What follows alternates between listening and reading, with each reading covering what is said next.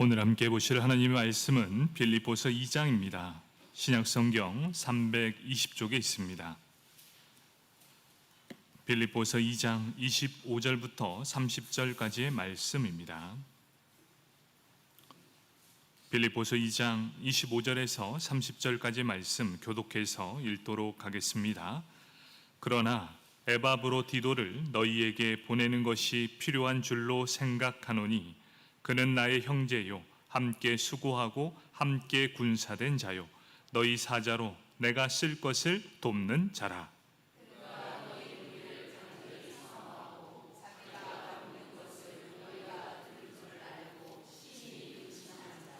그가 병들어 죽게 되었으나 하나님이 그를 긍휼히 여기셨고 그뿐 아니라 또 나를 긍휼히 여기사 내 근심 위에 근심을 면하게 하셨느니라.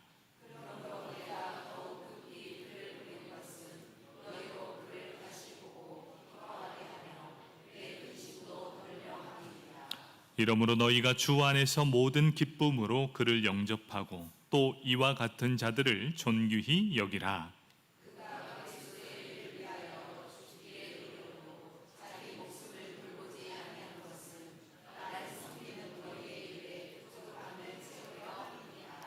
아멘. 성가대에 찬양이 있겠습니다.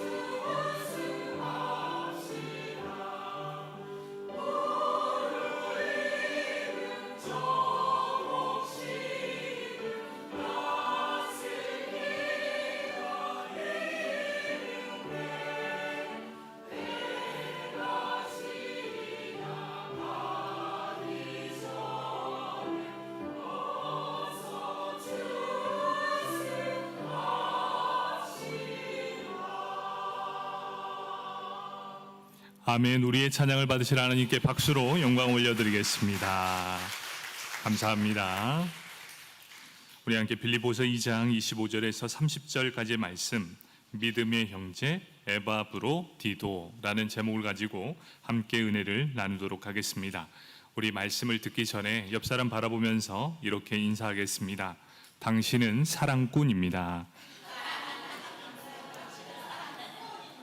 네. 우리 정규엽 집사님도 얘기하셨나요? 네. 우리 모두가 다 사랑꾼 되시길 축복합니다. 사랑꾼은 뭘까요? 사랑이 넘쳐나고 사랑으로 사람을 대하는 사람, 그 사람이 바로 사랑꾼입니다. 여러분들이 다 사랑꾼 되시길 축복합니다. 아멘. 배우 겸 가수인 산울림의 김창완이 있습니다. 이 김창완의 명언 중에 이런 말이 있었습니다. 차가 막히고 애인을 기다리고 슈퍼마켓에 가서 줄을 서고 영화 관람을 기다리는 시간은 버리는 시간이 아닙니다. 진짜 버려지는 시간은 누군가를 미워하는 시간입니다. 참 이 짧은 글이지만 우리에게 참 많은 도전을 주는 글인 것 같습니다. 성경적인 자, 이게 성경적이 아니냐? 이것보다 우리에게 많은 도전을 주는 이유가 무엇입니까? 과연 나는 어떠한 곳에 시간을 투자하고 있는가? 사람을 미워하면서 보내는 시간이 진짜 버려지는 시간이다. 그리스도인 예수 그리스도를 믿는 사람은 누군가를 미워하면서 보내는 시간이 참으로 덧없음을 빨리 인식해야 한다는 것입니다. 우리는 사랑하며 보내기도 짧은 인생입니다. 그런데 누군가를 미워하면서 보내는 시간은 버려지는 시간을 인식한다면 우리의 인생이 조금은 더 기쁨으로 살아가게 될 겁니다. 우리 예수를 믿는 사람, 특별히 우리 인제장로교회 모든 성도님들은 시간을 보낼 때 미워하면서 보내는 것이 아니라 그 시간에 단 한 사람이라도 더 사랑하며 보내시는 저와 여러분이 되길 축복합니다. 왜 그렇게 살아야 합니까? 왜냐라는 이유를 묻으면 우리는 분명하게 대답할 수 있습니다. 우리는 예수 그리스도를 믿는 사람이요, 예수 안에서 우리는 한 형제요 한 자매이기 때문입니다. 이유가 없습니다.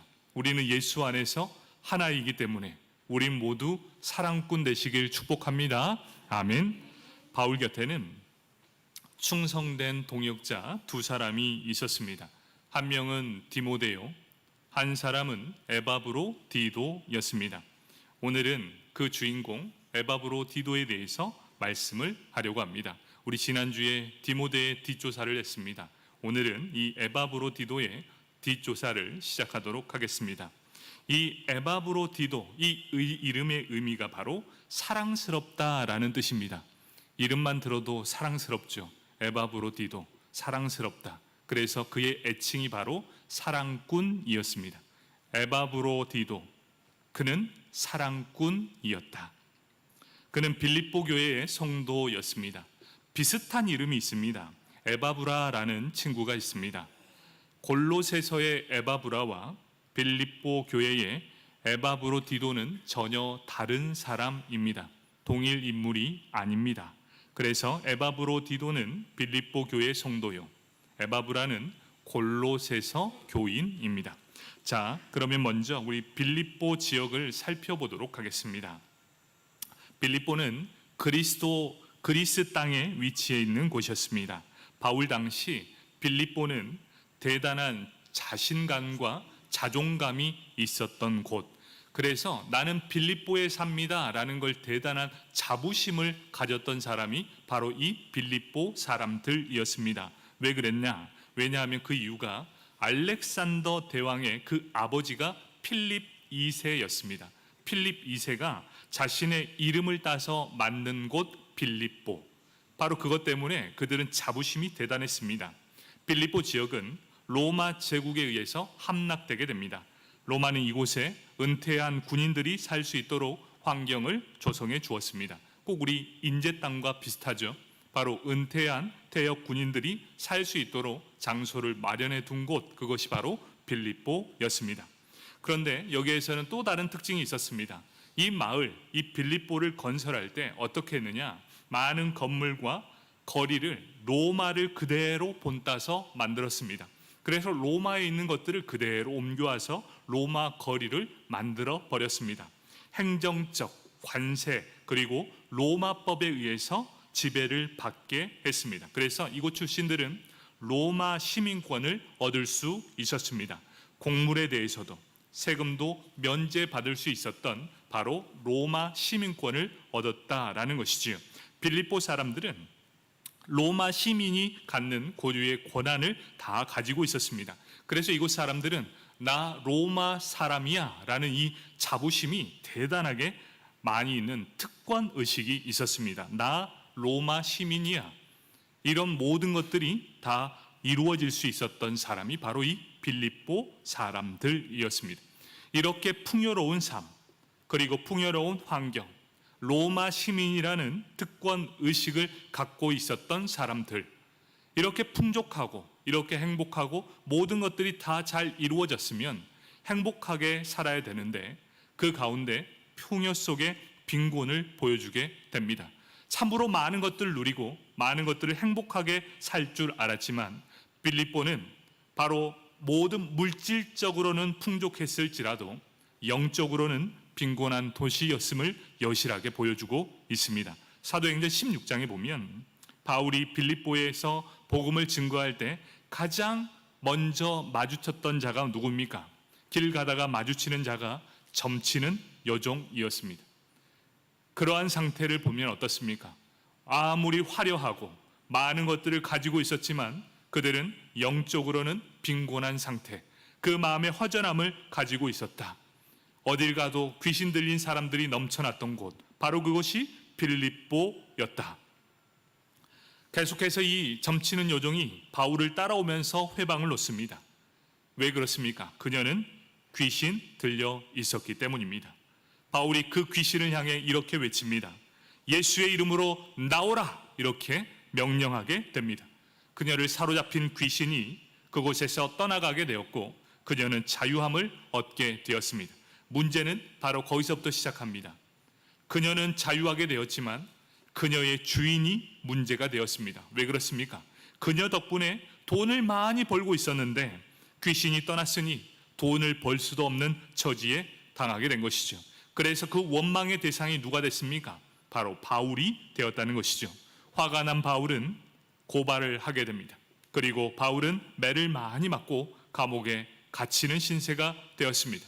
그곳에서 하나님은 놀라운 기적을 통해 풀려나는 기적을 경험했던 장소 빌립보. 영적으로 빈곤한 도시, 아무리 풍족한 환경 속에 누리고 있더라도 그 마음에 빈곤함이 있는 곳 빌립보였습니다.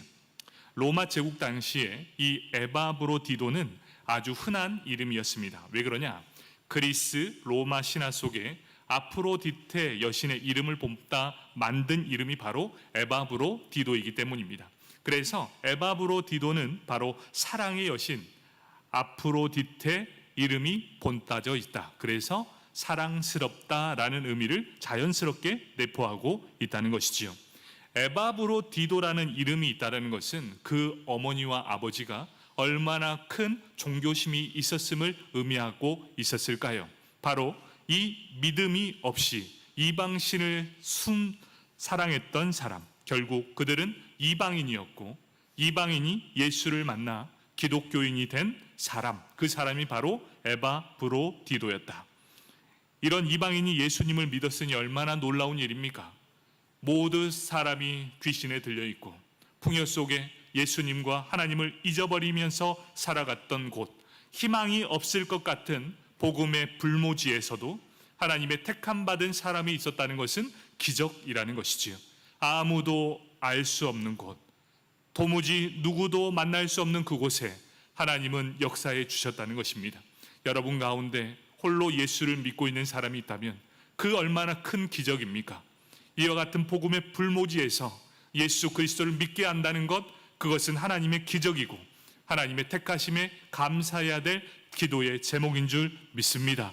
복음의 불모지에서도 하나님은 살아계십니다. 그 하나님이 바로 이곳에 계시다는 것이지요. 이 에바브로디돈에 대한 정보는 많지 않습니다. 왜냐? 성경에서 그의 부모가 어땠는가, 그 신앙의 계기가 어땠는가, 직분에 대한 직접적인 언급이 없었다는 사실입니다. 그럼에도 불구하고 그가 과거에 어떠한 인생을 살았는가, 그 부모가 어떠한 믿음을 가졌던가, 그의 직분이 무엇이었는가, 하나님은 거기에 전혀 관심이 없었음을 보여주고 있다는 것이지요. 하나님의 관심이 무엇입니까? 에바브로디도가 예수를 믿었다, 그리고 그의 이름처럼 형제를 사랑한 사랑꾼이었다. 하나님의 관심은 바로 이것에 있다는 것입니다. 부모의 신앙 말고 네가 정말 나를 사랑하고 있는가, 그리고 너는 정말 형제 사랑에 대한 사랑꾼의 면모를 보여주고 있는가, 하나님의 강점이 바로 여기 있다는 것입니다. 우리의 배경은 어찌 보면 믿음에 있어서 아무것도 중요하지 않을 수 있습니다. 지금 내가 하나님을 제대로 믿고 있는가, 이것이 더 중요하다는 것이겠죠.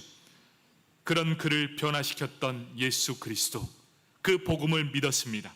그리고 그 복음을 위해 자신의 모든 것을 드렸던 에바브로디도, 바울이 기억하는 최고의 성도가 되었습니다. 도대체 어떠한 인생을 살았길래 바울이 기억하는 최고의 성도가 되었을까요?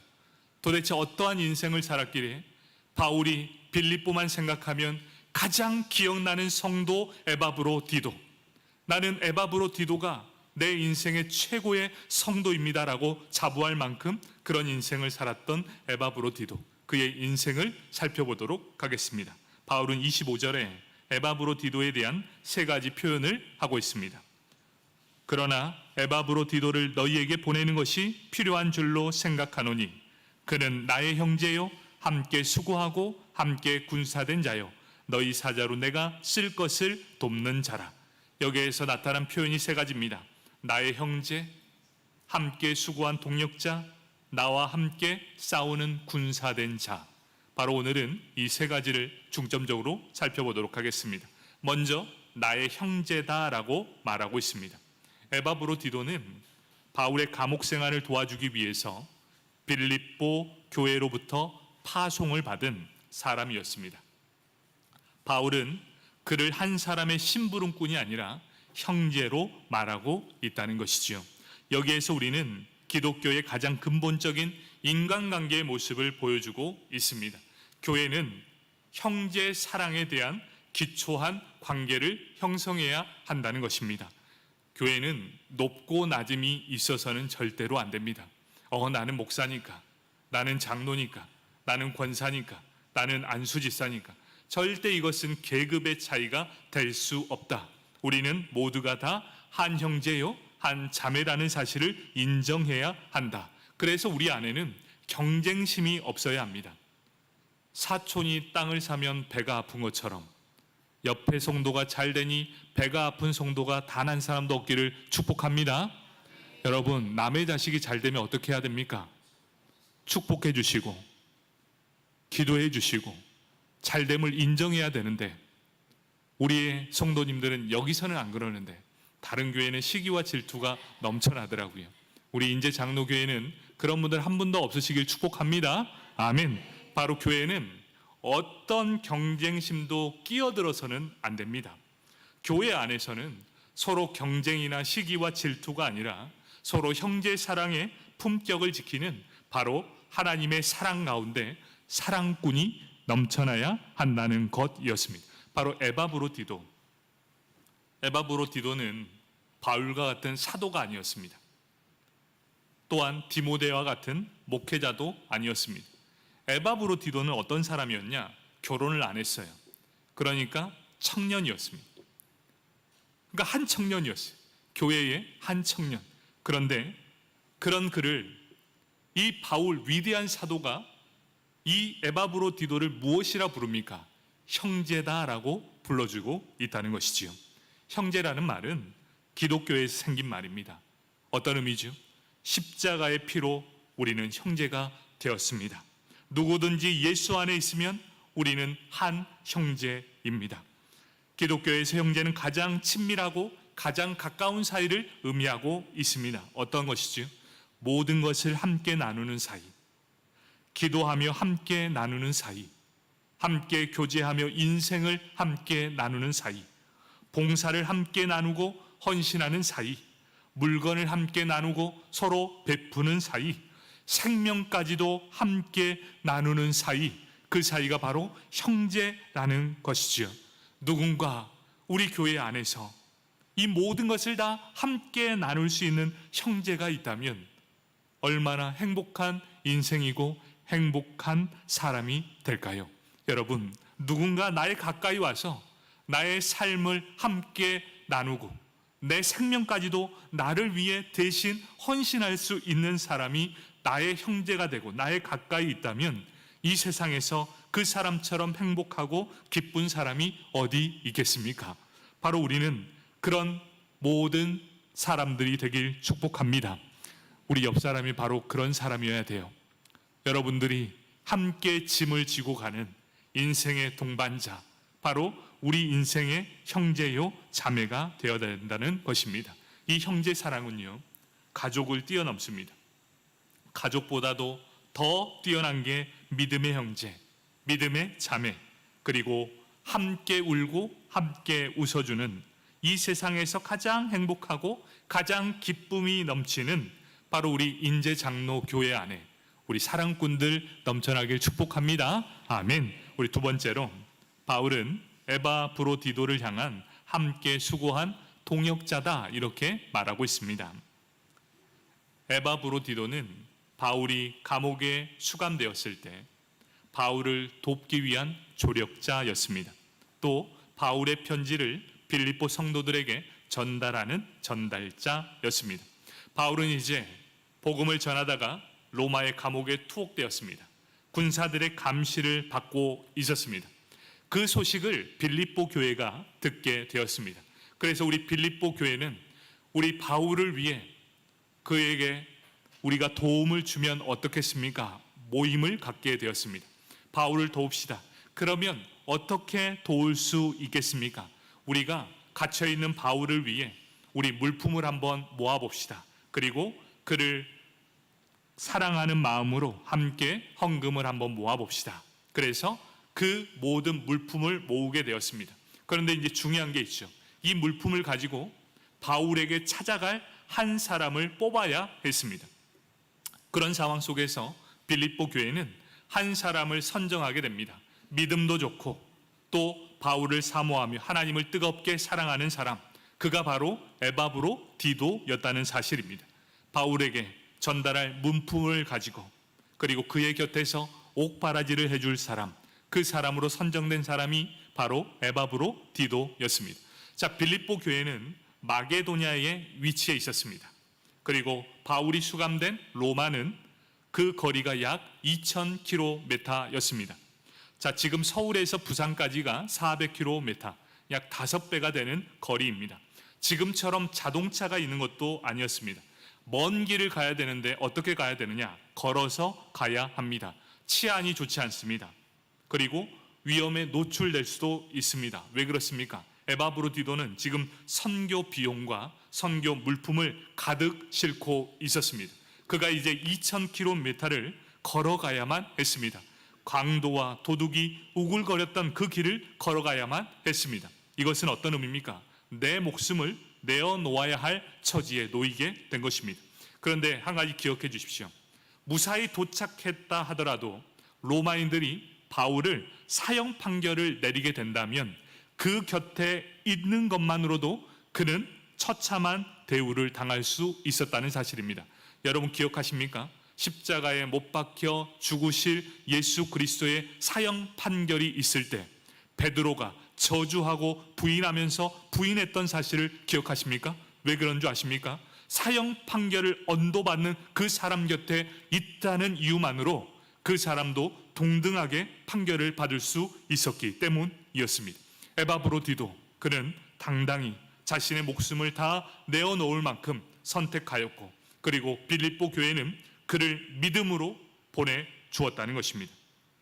그런 상황 속에 이제 에바브로디도는 옥에 갇힌 이 바울의 형제를 보살피기 위해 위험한 여정을 위해 기꺼이 첫 발을 내딛었습니다. 며칠이 걸릴지, 몇 달이 걸릴지 알지 못하는 길, 그 길은 모든 위험이 도사리고 있는 길, 거기에 미래에 대한 불확실성 플러스 자신의 생명까지 담보해야 되는 상황. 에바브로디도는 무거운 걸음을 참 기쁜 마음으로 떠나게 되었습니다. 바울이 에바브로디도에게 함께 수고한 동역자라는 말을 할 만한 이야기입니다.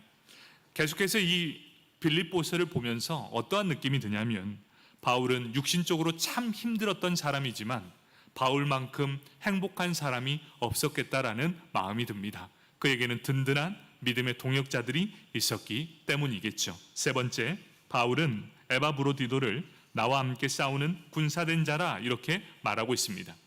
2000년 전, 여러분 2000년 전 감옥에 갇혔다. 이것이 어떠한 의미를 가지고 있는지 상상이 가십니까? 지금이야 우리는 인권이 있고 우리에게 또 복지라는 측면에서 지원을 해줍니다. 우리나라의 경우를 한번 볼까요? 우리나라에 남산이라는 곳이 있었습니다. 여러분 그 남산이 어떤 곳인지 아시지요? 우리는 말하지 않아도 다 압니다. 남산에 잡혀 들어가면 거의 반죽음이 되어서 나오든지 시체가 되어서 나오든지라는 걸 우리는 기억하고 있습니다. 그러니 여러분 2000년 전 감옥이었습니다. 어떤 곳이라고 상상이 됩니까? 참 자유로웠을 거라고 생각하십니까? 아니요. 로마는 너무나 많은 곳을 정복했습니다. 그만큼 식민지가 많았지요. 그러면 여러 죄수들이 있었습니다. 범법자들을 다루는 이 감옥이 따로 있을 만큼 그들은 고통이 대단했을 것입니다. 바울이 갇혀있는 이 감옥, 그 열악한 환경 그 자체였기 때문이죠. 그런데 바울은 어떻습니까? 본인 스스로 약한 체질을 갖고 있었습니다. 그냥 병을 달고 다니는 사람, 약이 없으면 안 되는 사람이 바로 이 바울이었습니다. 이 바울이 그런 생활을 감당하기 너무나 힘들었다는 사실을 이 빌립보 교회는 알게 되었습니다. 그래서 그들은 파송하게 됩니다. 에바브로디도가 그 곁에서 그를 도와주기를 간절히 원하는 마음으로 보내게 되었지요. 에바브로디도는 이런 삶에서 바울과 함께 전우와 같은 관계의 인생을 살게 되었습니다. 자, 우리가 전우라고 한다면 어떻습니까? 자기의 생명을 생명으로 담보하면서 함께 싸워 이겨내는 사람, 그 사람을 우리는 전우라고 합니다. 에바브로디도, 지금 그는 어떤 상태입니까? 자기도 중병에 걸려 죽기 직전에 있었습니다. 바울도 허약체질로 인해 바로 죽기 직전까지 있었습니다. 자, 에바브로디도도 죽기 직전, 바울도 죽기 직전, 이런 두 사람이 함께 모여 이제 전우애를 발휘하기 시작합니다. 에바브로디도에게 형제 사랑의 끝사랑을 보여주는 내용이 바로 빌립보서 2장 30절 말씀입니다. 그가 그리스도 일을 위하여 죽기에 이르러도 자기 목숨을 돌보지 아니한 것은 나를 섬기는 너희의 일에 부족함을 채우려 함이니라. 이렇게 말씀하고 있습니다. 에바브로디도, 그가 지금 병들어 죽기에 이르렀습니다.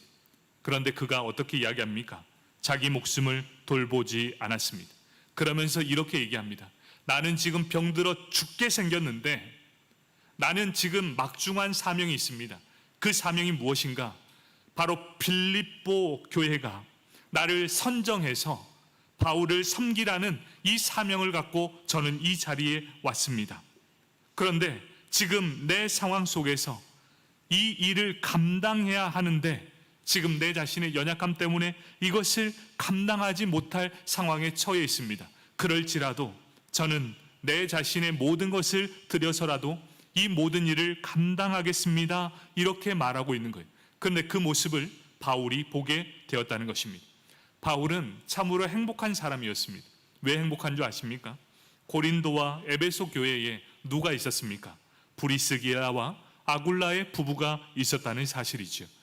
바로 이 고린도와 에베소 교회는 이 브리스길라와 아굴라 부부를 통해서 바울의 의식주를 도와주었던 것처럼 이제 이 빌립보 교회에서는 에바브로디도를 통해 감옥에서 사도 바울의 의식주를 도와주는 사람을 보내왔다는 것이지요. 에바브로디도가 언제인지 확실하지 않지만 지금 병이 들었습니다. 그리고 그의 병세는 아주 심각했습니다. 그런데 여기에서 중요한 사실이 있었습니다. 이 소식이 어떻게 전해졌는지 빌립보 교회에 전해지게 되었다는 것이지요. 그런데 그 소식을 다시금 전해 들었던 게 에바브로디도였습니다. 그런데 이 에바브로디도는 어떻게 했는가? 내 질병으로 인해 힘들어한다는 상황을 빌립보 교회가 듣게 되므로 그 사람들이 근심하게 이르렀다는 일을 듣고 이 에바브로디도는 더 마음이 아팠다는 거예요. 나를 보냈던 그곳에서 근심하고 있을 그들을 나는 너무나 더 마음이 아픕니다. 그들을 끝까지 함께 해달라고 기도했던 것이 바로 에바브로디도. 바울을 도와주기 위해 파송된 자신의 직무를 올바로 수행하지 못함에 대해서 더욱 근심했던 사람이 바로 에바브로디도였다는 것입니다. 그러면서 이 바울은 그 곁에서 에바브로디도가 어떠한 삶을 살았는가, 그것을 기록하고 있습니다. 빌립보서 2장 26절 말씀입니다. 그가 너희 무리를 간절히 사모하고 자기가 병든 것을 너희가 들은 줄 알고 심히 근심한지라. 에바브로디도 자신이 병들어 고통하는 것보다 빌립보 교회 성도들이 나를 걱정하면서 근심하는 것에 더 마음이 쓰였던 성도 에바브로디도. 바울은 빌립보 교회의 염려를 덜어주기 위한 목적으로, 그리고 이 편지를 전달케 할 목적으로 에바브로디도를 다시 빌립보로 보내게 되었습니다. 하나님은 그 사실을 다 기억하고 계시고 에바브로디도의 모든 질병을 깨끗하게 고쳐 주셨다는 사실입니다. 자, 여러분, 여기서 우리가 보아야 될 게 있습니다. 빌립보 교회, 바울, 그리고 에바브로디도. 여러분, 오늘 이 등장하는 이 세 교회, 빌립보와 바울과 에바브로디도의 관계를 한번 보십시오. 자기의 안위와 자신의 유익을 위해는 전혀 관심이 없었습니다. 어떻게 되었지요? 자신보다는 예수님을 먼저 생각했습니다. 그리고 자기보다 교회를 먼저 생각하게 되었습니다. 자기보다 형제를 먼저 생각했던 사람, 빌립보 교회는 바울을 생각했고 에바브로디도를 생각했고, 그리고 에바브로디도는 어떻습니까? 바울과 교회를 생각했습니다. 바울은 어떻습니까? 에바브로디도와 빌립보 교회를 생각했습니다. 여러분, 교회는 이런 관계가 되어야 됩니다. 얼마나 아름답습니까? 서로가 서로를 걱정해주고 염려해주고 서로 기도해주면서 서로의 관계가 회복된다면 이처럼 아름다운 교회가 어디 있겠습니까? 바로 이런 교회가 바로 교회가 되길 축복합니다. 바로 그런 사람이 모인 곳, 그곳이 바로 우리 인제장로교회가 되길 축복합니다. 우리 빌립보서를 계속 보고 있으면서 이렇게 이야기합니다. 모든 사람들이 자기의 기도를 구하지만 예수의 일을 구하는 디모데, 그리고 에바브로디도, 이렇게 말하고 있습니다. 사랑하는 성도 여러분, 예수의 일, 주님의 일이라는 게 거창한 것이 아닙니다. 나와 함께한 형제가 아파하면 함께 아파해 주고, 그 사람이 기뻐하면 함께 기뻐해 주며, 서로가 함께 그를 위해 기도해 주는 것, 그것만으로도 우리는 무엇이라고 합니까? 예수님은 그것을 바로 예수의 일이다, 주의 일이다 라고 말씀하고 있다는 것입니다. 바울은 빌립보 교회에 이 에바브로디도와 같은 사람을 귀히 여기라 당부하고 있습니다. 빌립보서 2장 29절 말씀입니다. 이러므로 너희가 주 안에서 모든 기쁨으로 그를 영접하고 또 이와 같은 사람을 존귀히 여기라. 아멘. 바울의 진심이 느껴지십니까? 이 사람은 자신을 위해 사는 것이 아니라 교회를 위해, 예수를 위해, 다른 사람을 위해 살았던 이 사람을 존귀히 여겨주시고, 또한 교회 안에서 이러한 삶을 사는 사람을 존귀히 여겨주십시오. 여러분, 직분이 아니라 교회 안에서 이런 사람을 존귀히 여긴다면 교회가 얼마나 행복하고 소망이 넘쳐나겠습니까? 내 일만 생각하지 말고 예수의 일을 구해야 되지 않겠습니까? 자신의 생명을 돌보지 않을 정도로 수고한 에바브로디도에게 너희는 존귀히 여기라 당부하는 바울의 절실한 심정이 담겨져 있습니다. 바울은 이 에바브로디도가 가슴속에 박혔던 사람이었습니다. 그래서 이제 바울이 최후의 서신이 바로 디모데 전후서입니다. 마지막 죽기 직전에 썼던 디모데의 전후서가 있습니다. 그 중에 디모데 후서를 쓸 때 이 에바브로디도를 생각하면서 마지막 썼던 내용이 있었습니다. 그 내용이 디모데후서 2장 3절 4절 말씀입니다. 너는 그리스도 예수의 좋은 병사로 나와 함께 고난을 받으라. 병사로 복무하는 자는 자기 생활에 얽매이는 자가 하나도 없나니 이는 병사로 모집한 자를 기쁘게 하려 함이라.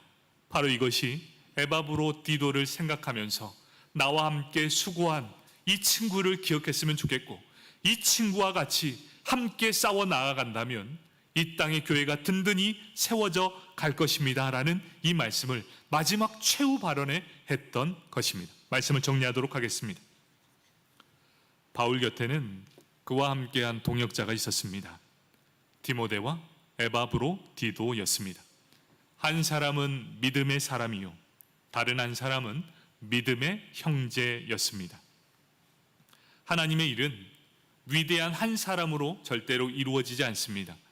예수님께서도 12 제자가 함께 있었던 것처럼 모든 사람이 협력하여 진실한 노력으로 협력을 통해 이루어지는 아름다운 공동체가 바로 교회라는 사실입니다. 우리의 왕이신 예수 그리스도, 우리는 그를 택함을 받은 형제요 함께 수고한 동역자요 함께 싸우는 군사가 되었다는 사실입니다. 우리 모두가 함께 마음을 같이하여 주의 나라와 주의 교회를 위해 힘쓰며 서로가 서로를 뜨겁게 사랑하는 사랑꾼들이 되시길 주님의 이름으로 축복합니다. 아멘. 기도하겠습니다.